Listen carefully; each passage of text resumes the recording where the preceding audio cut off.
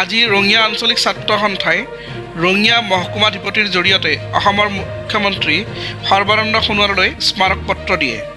উক্ত পত্ৰত প্ৰধানমন্ত্ৰী কৃষক সন্মান নিধি আঁচনিৰ অধীনত হৈ থকা ব্যাপক দুৰ্নীতি আৰু অনিয়ম সংঘটিত হৈ থকা বুলি অভিযোগ উত্থাপন কৰে।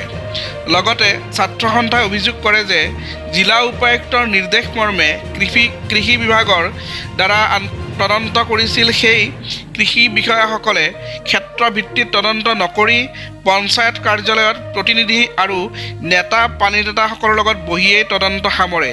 তেনে ক্ষেত্ৰত সেই বিষয়াখিনিয়ে নিকা তদন্ত কৰিব বুলি মনে নধৰে বুলি জনায় ৰঙিয়া আঞ্চলিক ছাত্ৰ সন্থাই। মুখ্যমন্ত্ৰীক দিয়া স্মাৰক পত্ৰখনৰ প্ৰতিলিপি তেখেতসকলে ৰঙিয়া মহকুমা কৃষি বিষয়াকো দিয়ে।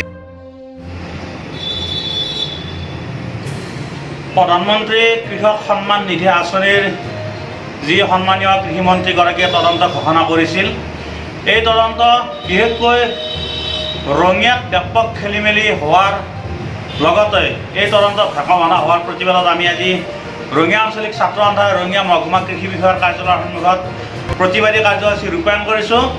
আৰু এই প্ৰতিবাদী কাৰ্যসূচীৰ জৰিয়তে আমি কৃষিমন্ত্ৰীগৰাকীক ক'ব বিচাৰিছোঁ যে যিকেইজন সন্মানীয় বিষয়াৰ দ্বাৰা আপোনালোকে এই তদন্তৰ কৰিবলৈ দিছে, এই তদন্ত আমি ছাত্ৰ সন্থা বা অসমৰ ৰাইজ কেতিয়াও আশ্বস্ত নহয়।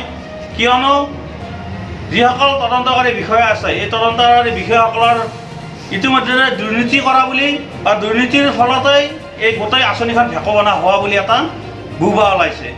গতিকে উত্তক ভেটাৰখীয়া পতাৰ দৰে দুৰ্নীতি